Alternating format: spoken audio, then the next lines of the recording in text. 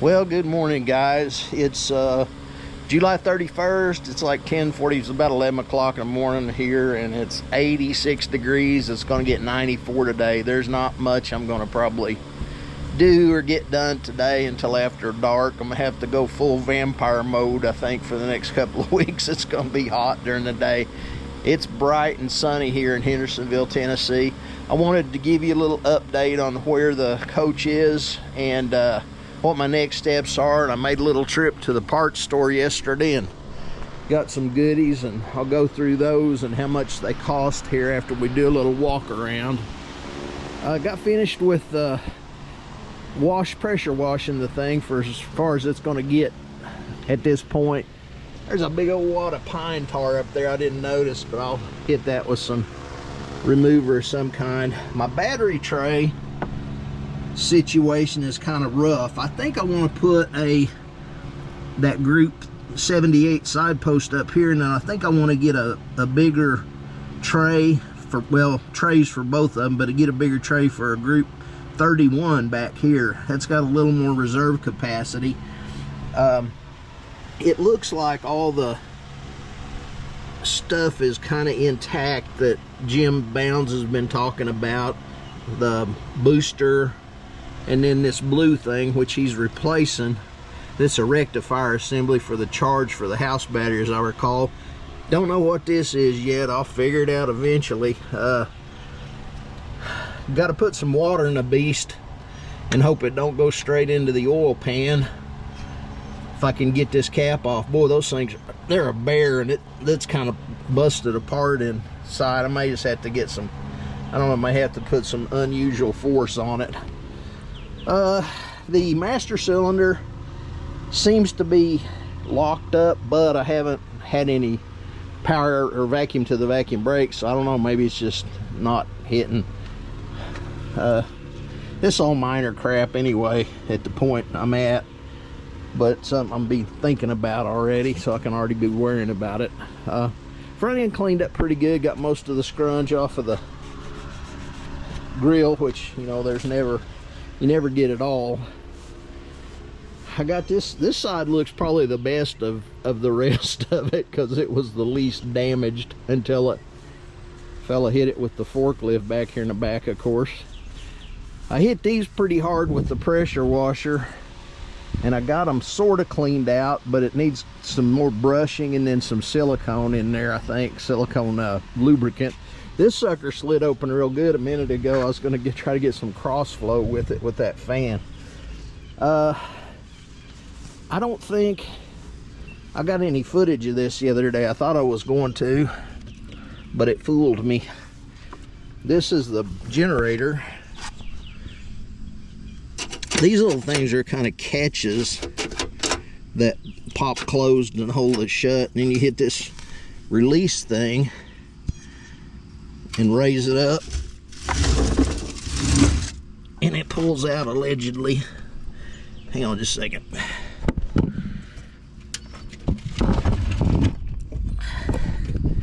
Could probably use a little bit of lubricant on the slides. Couldn't even see it because it had so much hay on top of it. Still got some residual. Some furry creature's been chewing on that, and that was a Bluetooth, I guess. Well, they took a big piece of that back to their den and had it for a snack, I suppose. These old things are pretty stout. Here's one of my big problems, but you know, whatever. I've got the pieces for it. There's 3 of them. So, might be kind of a jigsaw puzzle. I took these shredded tire off of the middle over this side and replaced it with the spare. I think it's holding air. That second one up in the middle there with the rusty rim, and it's staying up. When I got all pressure washed, I found this whole area here that's basically down to aluminum, so I'll be taking that down and prepping it and painting it back at some point in time. the fuzzies are out of the window slide. So there's a video on those that Jim put out, and I'll be reviewing that and getting it on, getting it done. I crawled up on top of the thing to blast it off. The little that little storage box is really pretty good size, and it's good shape. I set my fat butt on it when I was pressure washing more toward the nose of it, and didn't break it, thankfully. So we're back here at the quarter. We'll run around the inside a little bit. Now, if you don't remember, I've got 2 Alcoas, and the rest of them are, these are 16-inch Alcoas, and then those are 16.5-inch Steelies. And some of the guys online on the groups have told me I can get 16-inch Chevy dually wheels, and that sounds kind of good, really, because they'll be cheap and I can get 16-inch tires for it. So this part here is in good shape, and then there's a strip here for this edge, and this was kind of Luan type plywood. It's shot, of course, and it goes this width here, and then the width of the coach. I think I can take everything loose a little bit, and might have to take those dang cabinets down, which I kind of dread because the screw holes are going to be hard to locate. Putting it back probably. Anyway, it'll work. They put it together, I can surely tear it apart. Now, whether I can get it back together or not, that's another story. I started rubbing on this a little bit. Got it to where it's not quite as fuzzy, but it's still pretty bad. Windows open here. Try to get a little cross flow here. Just basically going to take measurements to this thing, because I don't think it's ever going to get cold again. It's a Dometic. I thought it was a Norcold, but it doesn't really matter. It's 100 years old. This part here on the old ones, 73 model, 74, they had a piece of fiberglass in here in this section, so that was kind of cool. I think you can wedge a piece in the top here to get it to the corners, and then just kind of tuck it in on this side, because it doesn't need to go on the top of the bathroom. It can actually. While I'm here, this fan here is toast, but I got one coming from Camper World that's a Max Air fan this size, and it's got a LED light ring on it. I caught a kind of a sale, not sale, but a special on them. I think I'm gonna be $82 on it, all in delivered.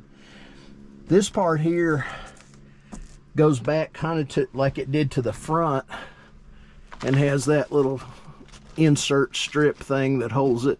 Then this back cap's good. I've seen a lot of them those are busted out, and that's kind of scary because there's a lot of compound curves in there. Probably gonna have to replace all this wall here panel, which is not a huge piece. The windows leaked and over the years, and I'll check the floor under there at that corner, but there's really not much you can do without getting crazy on it probably. These things fold up somehow or another. Haven't messed with them yet. I'm probably gonna not worry about having couches back here, and go ahead and make it a dedicated sleeping area. I finally figured out those things there that are on that side are called a hamper, but I think I might can put a small TV in there and put a lifter on it of some sort, so I could kick back on this side and watch TV, but we'll see how that works out size wise. Bathroom's probably gonna need a toilet, total clean out, and Lord only knows what's under that drain, because I think there used to be a tank there, but I don't think there's a tank there anymore. Not much of one. The old carpet I think's been replaced, maybe between here and the step, because it looks a little different, but it's real close. So yeah, that's kind of where we're at. I've washed that table off good. That's going to be a neat table to set around.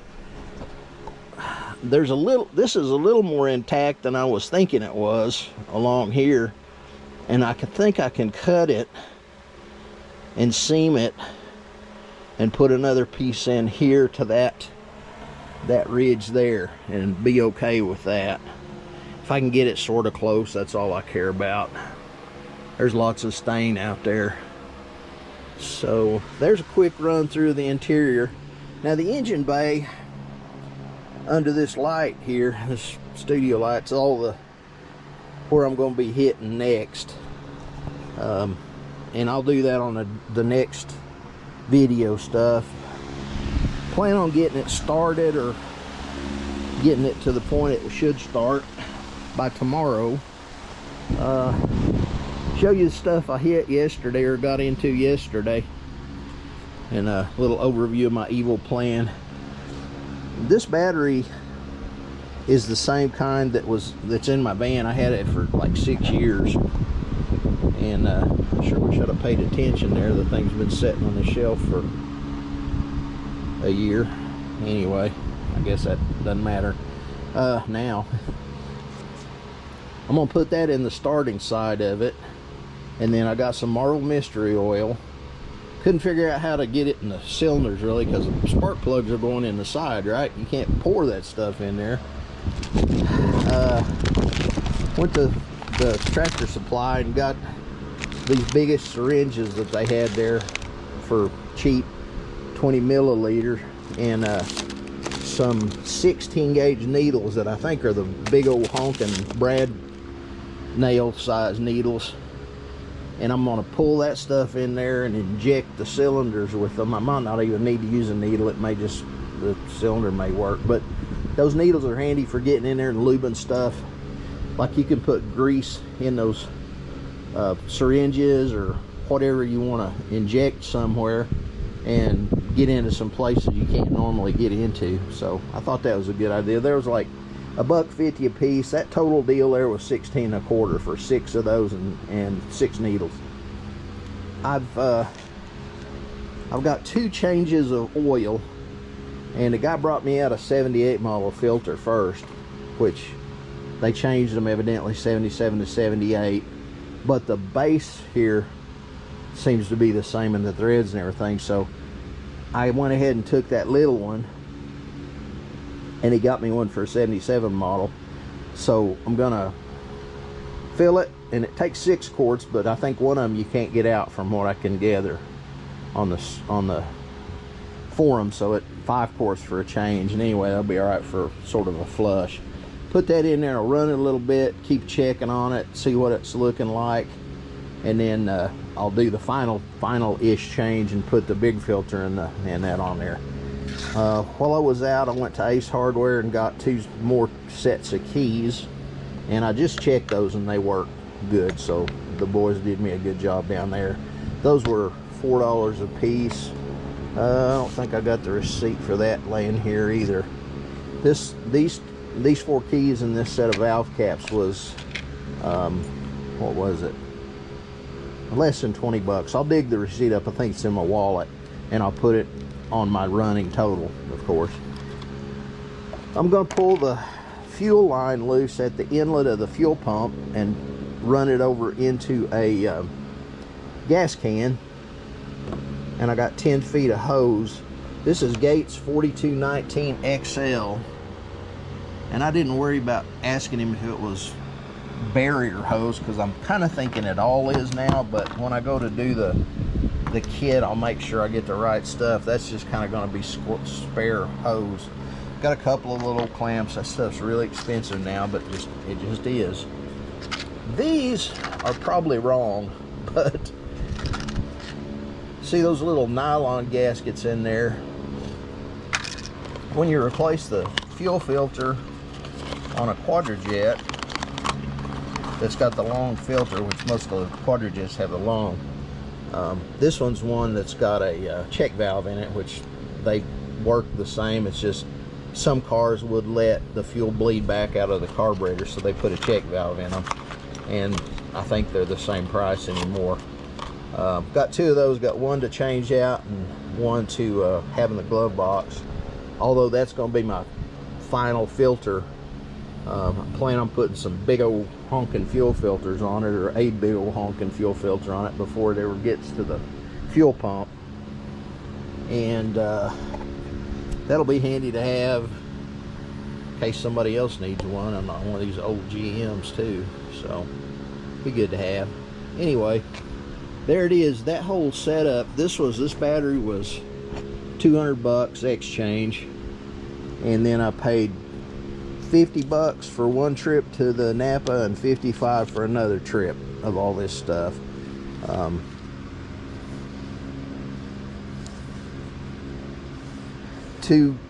Those oils are $19.50 a piece, and I think I got a pretty good brother-in-law deal on it. It's our little neighborhood Napa store, and I used to have a Napa store in Northeast Oklahoma, so I love going in there and talking to the guys, and I don't really care if it's close to the same price as I can get it or not. I like supporting the local guys when I can. And yeah, I'm not going to be out here for very long today, but I'm going to get started on that engine tonight a little bit. First thing in the morning, I'm going to pull the plugs on it and take it loose from the fuel pump and stick that fuel line on there, get it ready to go with pulling out of a clean gas out of a gas can, and get the battery installed and make sure it's on the right circuit for the engine start battery, which will be pretty apparent. Yeah, ought to be kind of fun. I hope it doesn't throw a rod through it or anything. That would be disappointing. So check back with me in a few days. I'll get it edited and thrown up, and we'll see what happened. Thanks for stopping by.